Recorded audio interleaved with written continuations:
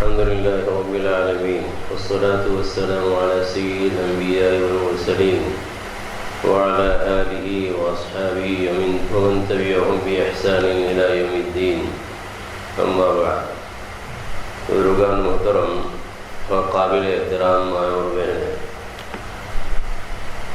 نبی اکرم صلی اللہ تعالی علیہ وسلم کو جن چیزوں کا امر اور حکم دیا گیا ان چیزوں میں سے ایک چیز جو براہ راست آپ سے متعلق آپ کو اس کا معمول فرمایا گیا اور آپ کی تبعیت میں آپ کے متبعین کو اور آپ کے فالوورز کو فاستقم کما امرت ومن تاب معک، آپ بھی استقامت اختیار کریں اور جو آپ کے ساتھ تائب ہوئے ہیں، جو کفر اور شرک سے حلقہ بگوش اسلام ہوئے ہیں، مسلمان ہوئے ہیں۔ حقیقت یہ ہے کہ استقامت دین میں اور اسلام میں ریڑھ کی ہڈی کی حیثیت رکھتی ہے۔ استقامت کو فوق الکرامت قرار دیا گیا ہے، اور نبی اکرم صلی اللہ تعالی علیہ وسلم سے اگر کوئی صحابی پوچھ رہے ہیں، دریافت کر رہے ہیں حضرت سفیان بن عبداللہ، تو اس موقع پر نبی اکرم صلی اللہ تعالی علیہ وسلم اسی کی تلقین فرماتے ہیں۔ وہ اگر یہ دریافت کرتے ہیں کہ میں ایسے امر کے متعلق پوچھنا چاہتا ہوں کہ اس کے بعد کسی اور سے پوچھنا ہی نہ پڑے، یا کوئی جامع نصیحت آپ فرما دیں، آپ علیہ الصلوۃ والتسلیم نے فرمایا قل ربی اللہ ثم استقم، آمنت باللہ ثم استقم۔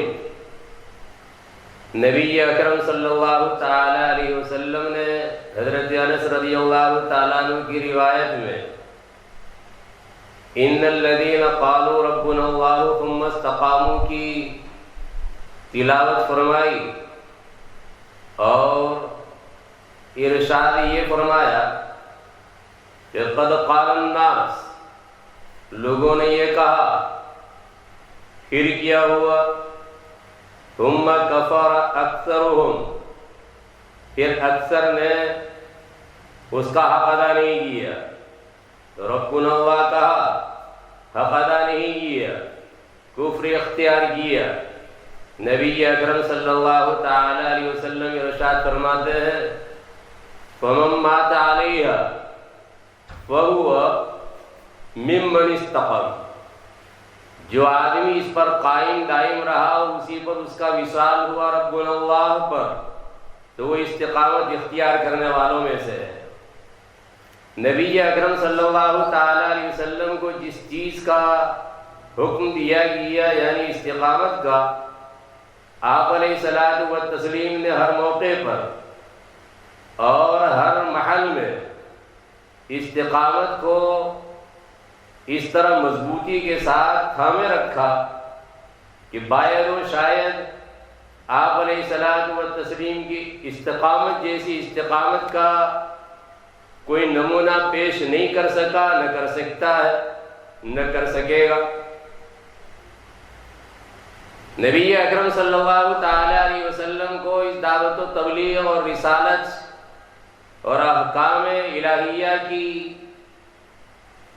لوگوں کو تبلیغ میں جس قسم کے روڑے، جس قسم کی حیلولات، جس قسم کے موانع درپیش ہوئے، رکاوٹیں کھڑی کی گئیں، اس سے ہر تاریخ اسلامی کا پڑھنے والا واقف ہے۔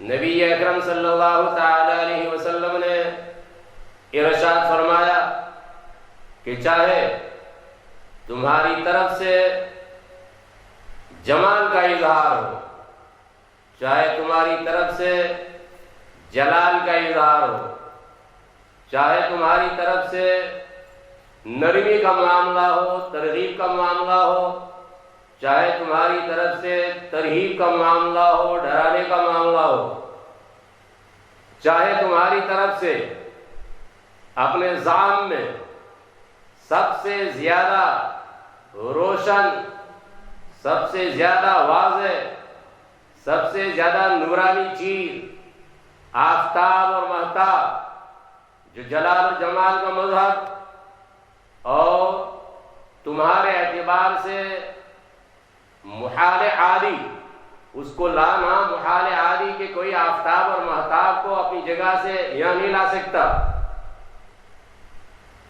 ویسے سڑک چھاپ عشق والا وہ کہہ سکتا ہے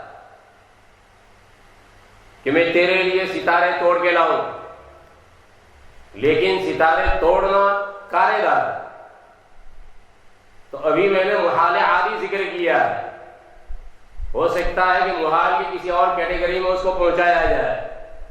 تو نبی اکرم صلی اللہ تعالی علیہ وسلم یہ ارشاد فرما رہے ہیں کہ تمہارے اعتبار سے جو امپاسبل چیز ہے، ناممکن چیز ہے، اگر وہ ناممکن چیز کو بھی تم ممکن بنا دو، میرے ایک ہاتھ میں آفتاب اور میرے ایک ہاتھ میں مہتاب رکھ دو، چاہے ترغیب کا راستہ، چاہے ترہیب کا راستہ، چاہے جلال کا اظہار، چاہے جمال کا اظہار، چاہے محال عالی، اور چاہے اپنے اعتبار سے انتہائی روشن اور انتہائی تابناک مادے میرے دائیں اور بائیں ہاتھ میں رکھ دو، لیکن میں جس نور کو لے کر آیا ہوں اس نور کے سامنے یہ حصی روشنی کوئی حیثیت نہیں رکھتی ہے، تو اس کے ترک کرنے کا سوال پیدا ہی نہیں ہوتا۔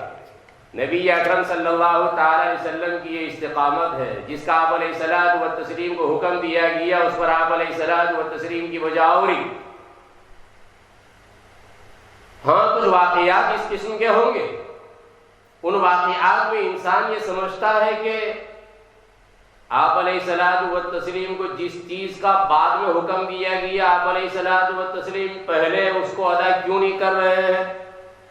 رسول اکرم صلی اللہ تعالی علیہ وسلم نے ابو طالب کے لیے استغفار کیا، حق تبارک و تعالیٰ کی طرف سے تنبیہ فرمائی گئی، اور یہ کہا گیا کہ ابراہیم علیہ السلام نے اگر اپنے ابا کے لیے استغفار کیا تھا، وما كان استغفار ابراہیم لأبیہ الا عن موعدۃ وعدہا ایاہ، وہ ایک وعدہ کیا تھا، اس وعدے کو نبھانے کے لیے حضرت ابراہیم علیہ السلام نے استغفار کیا، لیکن جب اچھی طرح آشکارا ہو گیا، واضح ہو گیا کہ یہ تو اللہ کا دشمن، تو پھر برات کا اظہار کیا حضرت ابراہیم علیہ السلام نے۔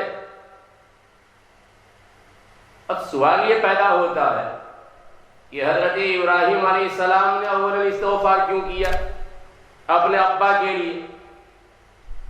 بعد میں جب پتا چلا کہ وہ عدو للہ ہے اور اللہ کا دشمن ہے، تب پھر برات کا اور لا تعلقی کا اور بے تعلقی کا اظہار کیا، تو پہلے ہی کیوں نہیں استغفار سے اپنے آپ کو روکا؟ اس میں بھی حکمت ہے۔ حکمت یہ ہے کہ نبی کی شفقت، رافت، رحمت اتم درجے پر لوگوں کے سامنے آ جائے کہ دیکھیے رحمت کا مادہ نبیوں میں اور پیغمبروں میں کس قدر کوٹ کوٹ کر بھرا ہوا ہے کہ اپنے مخالفین کے لیے استغفار کرنے سے رک نہیں رہے ہیں، استغفار کر رہے ہیں۔ ہاں جب رب تبارک و تعالیٰ کی طرف سے صاف صاف منع کر دیا گیا یا پتہ چل گیا تھا، اب اس کے بعد لا تعلقی۔ یہی بات نبی اکرم صلی اللہ تعالی علیہ وسلم میں ہے، شبیہ ہے حضرت ابراہیم علیہ السلام کے، خلقاً بھی خلقاً بھی، شکل و صورت کے اعتبار سے بھی، اخلاق کے اعتبار سے بھی۔ تو اگر ابراہیم علیہ السلام جو اولو العزم پیغمبر ہے اور اس نبی کو نسبت ہے نبی اکرم صلی اللہ تعالی وسلم کو حضرت ابراہیم علیہ السلام کے ساتھ اولا ہے، یہ آپ علیہ الصلوۃ والتسلیم اور مومنین جو آپ پر ایمان لانے والے ہیں حضرت ابراہیم علیہ السلام سے زیادہ تعلق رکھنے والے ہیں، تو جو خلق، جو اخلاق اور جو رحمت اور رافت اور شفقت ابراہیم علیہ السلام میں ہے، آپ علیہ الصلوۃ والتسلیم میں بھی لامحالہ اس کا اظہار ضروری تھا، اس لیے اس کا اظہار ہوا ہے۔ اور اس میں حکمت ہے اسی لیے رب تبارک و تعالیٰ نے فرمایا وقل رب زدنی علما، میرے رب میرے علم میں اضافہ کیجیے۔ یہ جو تزاید علم ہے، علم کی زیادتی تدریجاً ہو رہی ہے، اس میں حکمت ہے۔ اور ویسے تو انسان کی تخلیق اور انسان کی پیدائش جو تدریج کے ساتھ ہوئی ہے اس میں بھی حکمت ہے۔ اللہ تبارک و تعالیٰ قادر ایک لمحے میں پیدا کر سکتے پورا کا پورا انسان بنایا، لیکن نہیں، اس لیے ایک حکمت یا ایک مصلحت تو یہ ہوگی کہ اگر آن کی آن میں لمحہ بھر میں انسان تیار کر لیا جاتا تو ماں کے لیے دشواری تھی۔ دوسرا نمبر یہ ہے رب تبارک و تعالی جب الگ الگ دور سے گزار رہے ہیں، الگ الگ دور سے، کہیں نطفے کی شکل میں ہے، کہیں خون بستہ کی شکل میں ہے، کہیں گوشت کے لوتھڑے کی شکل میں ہے، اور پھر اس کے بعد رب تبارک و تعالیٰ نے جس طریقے سے گوشت، ہڈیاں، اس کا نظام بنانا، فرشتے کا آنا، اب وہی فرشتہ جو پہلے دن سے مقرر ہے وہ فرشتہ ہو یا مستقل فرشتہ آتا ہو اور اس کی سعادت، شقاوت وغیرہ لکھتا ہے، یہ ادوار اسی لیے رکھے ہیں کہ اگر یک بارگی یہ انسان پیدا ہو جاتا اور جس شکل میں اور جس صورت میں ہے تو آدمی کو احساس نہ ہوتا ہے کہ اللہ تبارک و تعالیٰ نے کس دور سے مجھے گزارا ہے۔ یہ لیکن الگ الگ دور سے گزر کے آیا، اب انسان خیال کرے گا کیا یہ ناپاک قطرے منی، کیا خون، کیا گوشت کا لوتھڑا، اور کیا یہ حسین و جمیل پری پیکر، اب وہ شکر گزار ہوگا رب تبارک و تعالیٰ کا۔ تیسرا نمبر، رب تبارک و تعالیٰ ایک وقت آئے گا دوبارہ پیدا کریں گے، بعید سمجھنے والے یا محال سمجھنے والے محال سمجھ رہے ہیں، لیکن اس طرح الگ الگ دور سے گزار کر پھر جب روح کو پھونکا گیا ہے تو انسان یہ سمجھ سکتا ہے کہ ہاں اللہ تبارک و تعالیٰ دوسری مرتبہ بھی اس طرح روح پھونک سکتے ہیں، دوبارہ زندہ کر سکتے ہیں۔ چوتھا نمبر یہ ہے کہ یہ انسان بعض مرتبہ آپے سے باہر ہو جاتا ہے، بعض مرتبہ حد سے تجاوز کرنے لگتا ہے، تو اس کو احساس ہو، اس کو پتہ چلے کہ اس کی اصل کیا ہے، کس سے بنا ہے، تو اترا رہا ہے رب تبارک و تعالیٰ کے خلاف، جو تیرا خالق ہے، مالک ہے، جو تیرا رازق ہے، اور اس کے خلاف تو اکڑ رہا ہے، سینہ تام رہا ہے، زور سے پاؤں زمین پر رکھ رہا ہے، کیا کر لے گا تو؟ وَلَا تَمْشِ فِي الْأَرْضِ مَرَحًا إِنَّكَ لَن تَخْرِقَ الْأَرْضَ وَلَن تَبْلُغَ الْجِبَالَ طُولًا، نہ زمین پھاڑ سکتا ہے اور نہ بلندی جبل کی اور پہاڑ کی وہ تو حاصل کر سکتا ہے کیا تو؟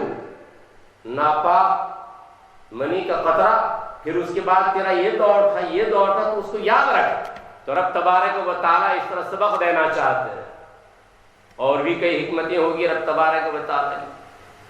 تو میں عرض کر رہا تھا اور میں یہ کہہ رہا تھا کہ رب تبارک و تعالیٰ نے انبیاء کو جو علوم دیے تدریجاً دیے ہیں، اس میں بھی رب تبارک و تعالیٰ کی حکمت ہے۔ اور اسی پر ایک دوسرا مسئلہ متفرع ہوتا ہے جو کسی اور موقع پر، کہ حضرات انبیاء کرام علیہ السلام سے جو زلات صادر ہوئی، جو کام نہیں کرنا چاہیے تھا وہ کیا۔ حضرت آدم علیہ السلام کو منع کر دیا گیا تھا کہ اس درخت کو آپ استعمال نہیں کر سکتے، اس کے قریب بھی نہیں جانا ہے، لا تقربا هذه الشجرہ۔ اب گئے تو اس میں کیا حکمت ہے؟ یا اور انبیاء کرام علیہ السلام، لیکن یہ ان کی عصمت کے منافی نہیں ہے، وہ معصوم ہیں انبیاء کرام علیہ السلام، لیکن ہوا کیوں؟ وہ کسی اور موقع پر انشاءاللہ وہ اسی سے رشتہ رکھنے والی چیز ہم رشتہ ہے۔ مجھے تو یہ عرض کرنا تھا کہ نبی اکرم صلی اللہ تعالی علیہ وسلم نے بعد میں جو کام کیا پہلے کیوں نہیں کیا؟ اس میں بھی حکمت ہے، اس میں مصلحت ہے، یہ استقامت کے خلاف نہیں ہے۔ آپ علیہ الصلوۃ والتسلیم کی استقامت کا مظاہرہ اس موقع پر دیکھیے. بعض مرتبہ انسان جاتا ہے عجیب چیزوں کو دیکھنے کے لیے، بعض مرتبہ محدود ہوتا ہے، خالی تم یہ دیکھ سکتے ہو، ادھر کا سیکشن نہیں. لیکن الانسان حریص فیما منع، ہوتا یہی ہے، جس چیز کو دیکھنے کی اس کو پرمیشن ملی ہے اس کے علاوہ دوسری چیزوں کو تاکتا ہے، جھانکتا ہے، دوسری چیزوں کو دیکھتا ہے. یہ تو دنیا کی چیزیں ہیں، اور نبی اکرم صلی اللہ تعالی علیہ وسلم کو دوسری کائنات کی چیزیں دکھائی جا رہی ہیں. ما زاغ البصر وما طغى، ما زاغ البصر وما طغى، جو دیکھنا تھا اس کو مکمل دیکھا. وما طغى، اور جو دیکھنا نہیں چاہیے تھا اس کی طرف آپ کی نظر نے تجاوز نہیں کیا. یہ استقامت، یہ استقامت ہے نبی اکرم صلی اللہ تعالی علیہ وسلم کی. حالانکہ دوسرے عالم کی چیزیں ہیں اور انسان طبیعت کے اعتبار سے چاہتا ہے کہ ایسی چیزیں دیکھے جن کو دیکھنے کی پرمیشن نہیں ہے، لیکن نہیں. یہ ہے استقامت نبی اکرم صلی اللہ تعالی علیہ وسلم کی. بہرحال میں یہ عرض کر رہا تھا کہ یہ حکم دیا جا رہا ہے نبی اکرم صلی اللہ تعالی علیہ وسلم کو استقامت کا. اور ایک قول کے اعتبار سے نبی اکرم صلی اللہ تعالی علیہ وسلم کی بالوں کی سفیدی یا آپ علیہ الصلوۃ والتسلیم کے جسمانی اعتبار سے قوا کی اضمحلال اور قوا کی کمزوری اور اس کے وک ہونے کو آپ بیان فرما رہے ہیں شیبتنی ہود میں، کہ ہود نے، یہ سورہ ہود، اس نے مجھے بوڑھا کر دیا. تو اس کی کون سی آیت نے، کون سے مضمون نے؟ ایک تو یہی آیت قرآنی ہے، ایک قول یہی ہے کہ فاستقم کما امرت ومن تاب معك ولا تطغوا. اسی آیت کے نتیجے میں نبی اکرم صلی اللہ تعالی علیہ وسلم کو فکر دامنگیر، جس کے نتیجے میں بڑھاپا طاری ہو گیا. حکم اب یہ دیا جا رہا ہے اہل ایمان کو کہ تمہیں بھی استقامت کا دامن پکڑنا ہے، استقامت کو مضبوطی سے تھامنا ہے.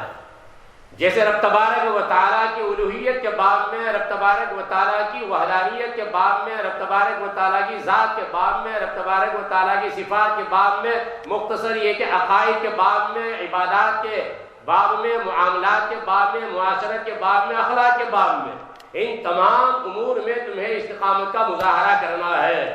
نبی اکرم صلی اللہ تعالی وسلم کے بعد میں آپ کے کمالات کو دیکھ کر، آپ کے اوصاف کو اور آپ کی خوبیوں کو دیکھ کر ہو سکتا ہے کہ تمہارا قدم ڈگمگائے اور تم استقامت کی راہ کو ترک کر دو، چھوڑ دو.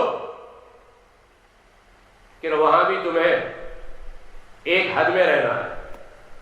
اور غالباً یہی وجہ ہے کہ قرآن اور حدیث میں اگر آپ غور کریں تو اللہ عز و جل نے عشق کا لفظ استعمال کیا ہے. محبت مطلوب ہے اللہ تبارک و تعالیٰ کی بھی، نبی اکرم صلی اللہ تعالی علیہ وسلم کی محبت بھی مطلوب ہے. لیکن پورے قرآن میں کہیں عشق کا لفظ نہیں آیا. احادیث میں ایک حدیث آئی ہے جس میں کلام ہے، اس میں یہ عشق کا لفظ آیا ہے. وہ بھی ابھی میں نے کہا کہ اس میں بھی کلام ہے، ورنہ عام روایتوں کا ذخیرہ اگر دیکھ لیں تو عشق کا لفظ نہیں آیا ہے. ہو سکتا ہے اشارہ اسی بات کی طرف ہو. حالانکہ مومنین کی محبت کا ذکر کیا اور انتہائی محبت کا، والذین آمنوا اشد حبا للہ، لیکن وہاں عشق سے تعبیر نہیں کیا گیا. وجہ یہی ہے کہ محبت چاہے جتنی بڑھ جائے لیکن وہ ایک حد میں رہتی ہے.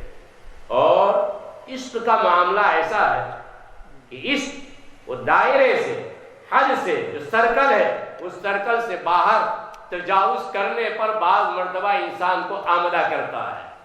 اور عشق میں حدود کی رعایت نہیں ہوتی. حضرت سلیمان علیہ السلام، ان کے زمانے میں ایک پرندہ وہ ایک مادہ سے کہہ رہا ہے، میل فیمیل کو وہ آمدہ کر رہا ہے کہ تو میرا جوڑا بن جا، میری بیوی بن جا، میں سلطنت سلیمان تیرے حوالے کر دوں گا. حضرت سلیمان علیہ السلام تو منطق الطیر، پرندوں کی بولی کو جاننے والے، پکڑ ہو گئی. بلایا، حاضر کیا کہ گستاخ جانتا ہے تو کیا بولا؟ تو کہا کہ حضور معاف کیجیے، میں عاشق ہوں، اس مادہ کا میں عاشق ہوں، اور عاشق کی زبان بے قابو ہوتی ہے۔ عاشق تو جو جی میں آتا ہے بولتا ہے، بکتا ہے، کرتا ہے۔ حضرت سلیمان علیہ السلام ہنس پڑ چھوڑ دیا جا۔ تو عشق کا مسئلہ یہ ہے۔ تو نبی اکرم صلی اللہ تعالی علیہ وسلم کے باب میں بھی محبت اور میں نے کہا محبت جس قدر ہوگی لیکن وہ ایک لمٹ میں رہتی ہے۔ آپ علیہ الصلوۃ والتسلیم کے کمالات کو دیکھ کر آگے بڑھ جانا، جو بھی آگے بڑھا ہے تاریخ اسلام کا اگر مطالعہ کرے وہ عاشق لوگ ہیں، محبین نہیں۔ جو محبت کرنے والے وہ حد میں رہے ہیں، اور جنہوں نے عشق کا دعویٰ کیا ہے وہ ایک قدم آگے بڑھے۔ ہاں ایک الگ بات ہے کہ اب یہ عشق کس بنیاد پر انہوں نے ایسا کیا ویسا کیا، ہم اس کے مکلف نہیں ہیں، اللہ تبارک و تعالیٰ کے حوالے ہیں۔ باقی ہمیں دائرۂ شریعت میں رہنے کے لیے کہا گیا ہے۔ یہ استقامت کس پر چلی ہے؟ اللہ تبارک و تعالیٰ اس کے ذات و صفات کے مسائل، عقائد کے مسائل، اور اسی طرح میں نے کہا عبادات، معاملات وغیرہ سب میں استقامت۔ تو رمضان المبارک میں جن اعمال کو ہم نے اختیار کیا تھا اعمال صالحہ کا، تو اب استقامت کا تقاضا یہ ہے کہ ان اعمال صالحہ کو اب بھی برقرار رکھا جائے۔ اللہ تبارک و تعالیٰ عمل کی توفیق مرحمت فرمائے۔ آمین وآخر دعوانا الحمد للہ رب العالمین، وصلی اللہ وسلم علی سیدنا محمد وعلی آلہ وصحبہ اجمعین۔